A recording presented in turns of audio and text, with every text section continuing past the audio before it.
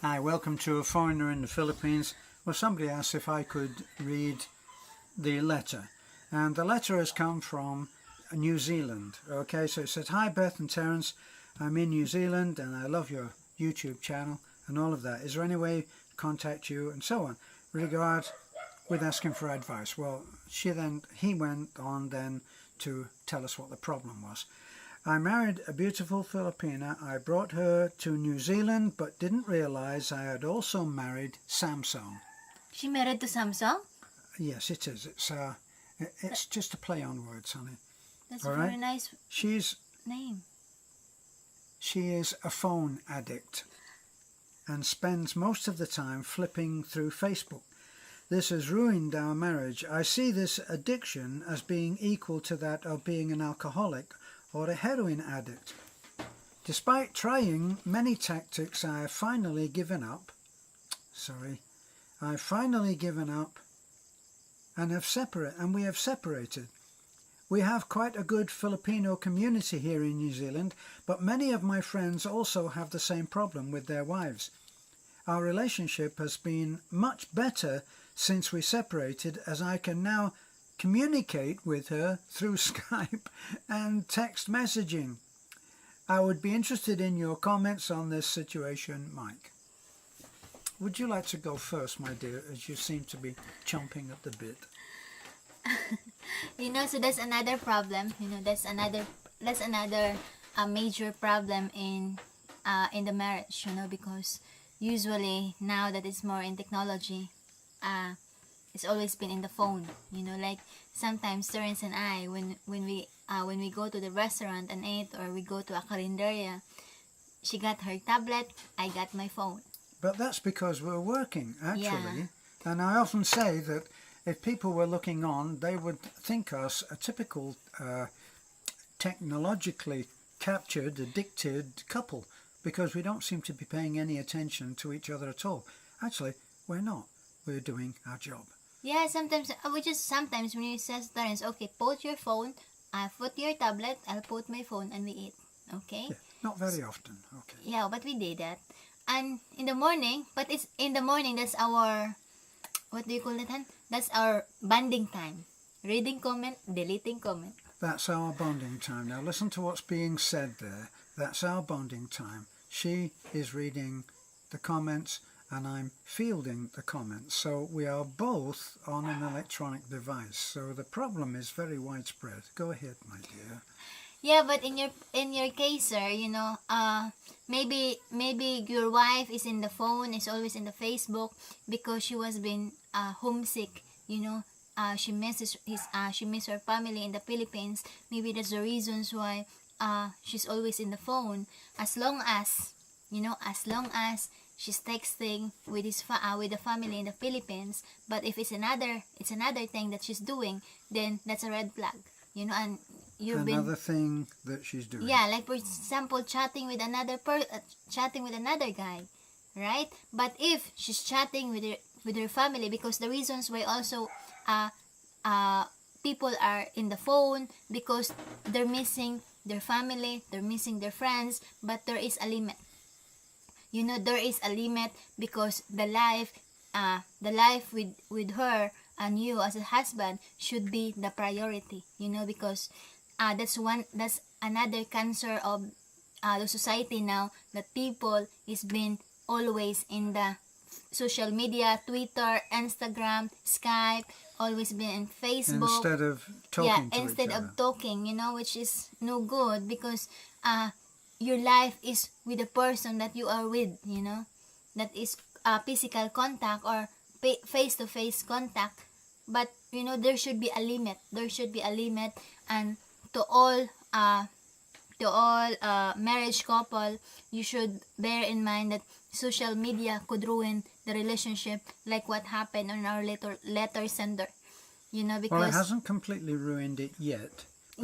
But ironically, the very thing that made them separate is now the thing that is keeping them joined, because now he says they enjoy very good communication, but it is in line with satisfying the addiction that he claims his wife has, because they're on Skype and they are texting. So in fact, they've gone back to having a long distance relationship, but it's not very far apart. Yeah, I think my advice, the advice not just to him but to the others is just there should be a limit. There should be a boundaries where you use your social media, where you use your phone, your tablet, your laptop, because it could ruin, as I said, it could ruin the relationship, right? Well, that's an assessment of the thing generally, but it's not dealing with the problem that our friend Mike is talking about, is it? Yeah, it's difficult. Our friend Mike is talking about, he's noticed something. He's noticed that there is an improvement in their communication once they split up. Now, Mike, this is a fairly common thing psychologically between couples who split. They split up, and in America, my favorite place for finding the right slang description for any given situation, and that is that they may well be now enjoying a kind of buddy sex. In America, when couples separate, the pressure of trying to keep the marriage together is gone because they're separated. But whatever bond was there is still there, but they haven't resolved their problems. So they come together and they have what they regard as being safe sex, because if they haven't found other partners, then they're still bonded to each other, albeit that it's a fairly ragged agreement, right? So in a way, you're enjoying a cyber version of that. Your buddies, your friends again. Yeah. But in line with her addiction. Yeah, and I think before it gonna totally damage the relationship, go to a marriage counselor, for guidance, for advice, professional advice on how to resolve on that addiction, or maybe just if you and your wife, your ex-wife, will be back together, try to have no phone in the house. Why don't you go, once again, the Americans have a way of describing this, and when couples in America get so busy with their individual businesses, in the case of, say, a couple who met in law school and now have their own practices, and they seldom get to meet except over breakfast, coffee, and then perhaps in the evening, hopefully before they go to bed. But they end up that they have to have dates. So the husband has to ask his wife, or the wife has to ask, why don't we have a date this Saturday and go out together? So it may well be that you might have to ask your wife, if you are still interested, and evidently you are, you might have to ask her, hey, why don't we go out on a date without phones? Yeah, without phones. For that one night, let's go to a movie, which is, if you went to see a movie, of course, you wouldn't have the phones on anyway. So that would be a fairly easy gradient to go in, a first step on the ladder to success of recovering your marriage. So that might be something you do. And then finally, if you go to concerts where phones are banned, where you would not be answering the phone in the middle of a concert. So start trying to find things that you could do together where a phone is naturally out of place. Yeah, that's good advice, so try to for one day, you just set a limit, if you go back together for one day, just in the morning, and then in the night, 1 hour in the night or 30 minutes, just to communicate to the family of the and friends, so that your wife can communicate to his family and friends, and then after that, no cell phone at all.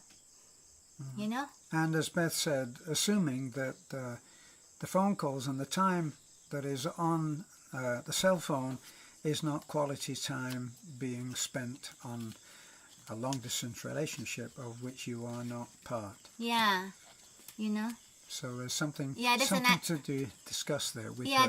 That's another problem. That's the biggest problem for now, to have that addicted on the social media, you know, because it's also like in the morning we also want to know what's happening on other people's life, right? It's just like on our psychological mind, in our mind, that I want to look at my on the phone on what they're posting, you know. So that's another thing, that's Well, another actually, problem that we need to cut, you know, to minimize, because you've been very interested in others' life, right? On others' posts, but you just didn't notice that your family is already been your relationship is already taking apart. You know, so Yeah, you can. I always tell Beth, she hates me to say this to her, but if she says, can I do this, or should I do that, or I often wonder if it would be okay, and stuff like that, you know, just normal checking in with your partner. And in those cases where I may not particularly agree or like it, I say, you can do anything you want. And it's true. Each partner can do whatever he or she wants, as long as you understand that there will be a price to pay, a consequence. So if you wanted to go out, for instance, if you were a guy that liked to go out and drink with the boys, and lots of people find that a bar is a place where they can relate most easily to, say, their friends. They go out and they have a quiet drink, and so on. You can do that, and you can do that, say, once a week, and your partner would agree to it. And then if you started doing it 2 or 3 times a week, or then every time after work you would go, eventually there will be a consequence. And the consequence usually is where you start to actually get distant to each other.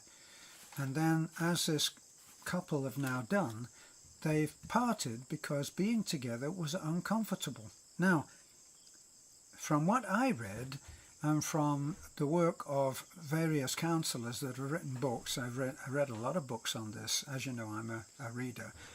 And one of the things that the counsellor that I liked the work of said was, I like to work with couples before they stop caring. Now, that's a really important thing, that if you can work together before you reach that point where you say, well, it doesn't really matter, I don't care.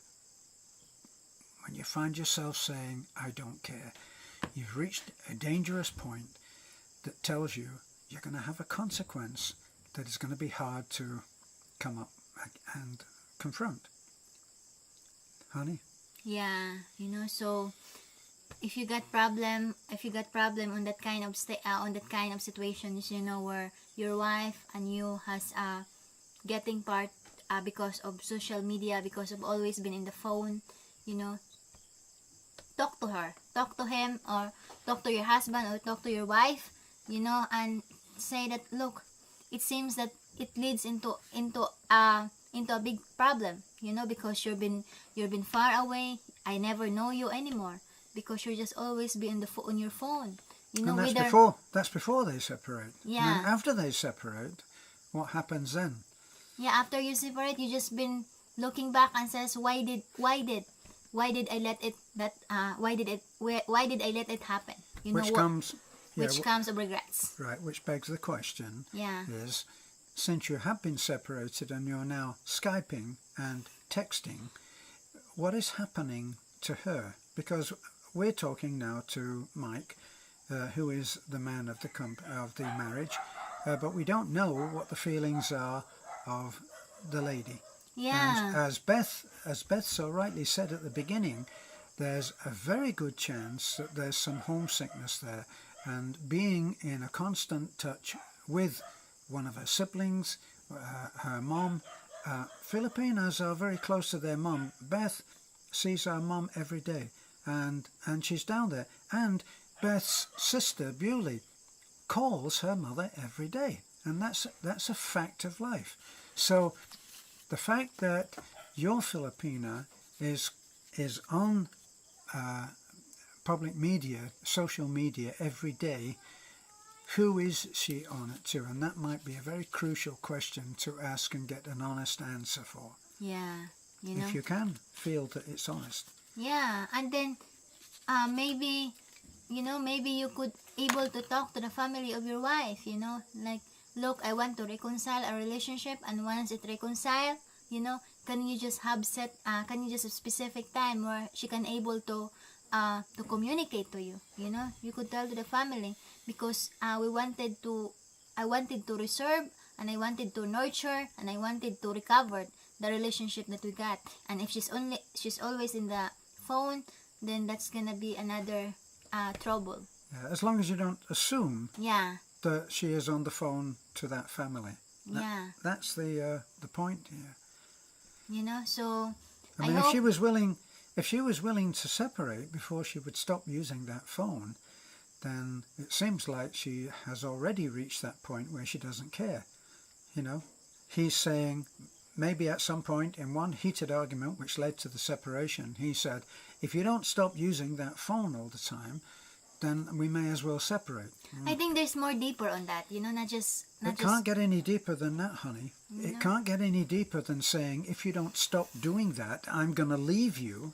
How can it get Yeah, but can it get deeper than yeah, that? but possible, maybe it's already been that setup has already been long, you know. It's not just happened 1 week or 1 month. No, that, you know, that's true. It's been a year. That's Maybe true. it's been long that the husband already feel that there's already been a distance between the wife, between him and the wife, you know. So just to the newer, you know, just to the new that other that have problem on that, before it's gonna be a long distance between you and your wives, you know. Try to resolve it before it's too late, you know. And you know, it's just a matter of understanding. It's just a matter of talking to each other, how we gonna set up this, you know. I know that majority of the Filipina that is married abroad, you know, you're always been messing your family here in the Philippines, your friends. Yes. You know, so you need to explain to your husband. If your husband feel that there's already been neglections because you're prepared to be in the social media, so it's just a matter of talks. And at the same time, to the husband, it's just a matter of understanding. Just remember that your wife is just one there, you know, especially if she has not a lot of friends that she able to talk to, and she's missing the family that she loves most. Because as a Filipina, our family is the priority, you know. We always we have a close family ties, you know. So that's another aspects that you need to understand when you're married to a Filipina, you know. So not just all about that, oh, why is it you're always been in the phone, you know. So try to understand that you came from work, your Filipina is just in the home, and she's just been in the four corner of the house, you know. So maybe that's having a social media, having always been in the phone, is one way to cap up and to the loneliness that she got. Okay. Right. As we say, always a lot of assumptions there. Yeah, a lot of assumption. But read the comments of our other of the viewers. Maybe you can get more specific even more assumptions, ideas, more specific solutions on your problem. Okay, so again, thank you for sending your problem. I know that this problem was been raised because of the alcohol over cigarette over the wife, right? addictions. Yeah, addictions of cigarette. You know, so Sir Mike, hope you gonna reconcile with your wife. And again, it's just a matter of respect and understanding. If you have trouble, Mike, in convincing your wife that she has an addiction rather than just a love of using something, then issue this as a challenge. And the fact is that if you can't give something up for, say, 2 weeks, that's an addiction. Yeah. You should be able to give something up for 2 weeks and not go insane. And a lot of people, I mean, for instance, if you were a heavy drinker or a heavy smoker, 2 weeks of giving that thing up would be hell because it's an addiction.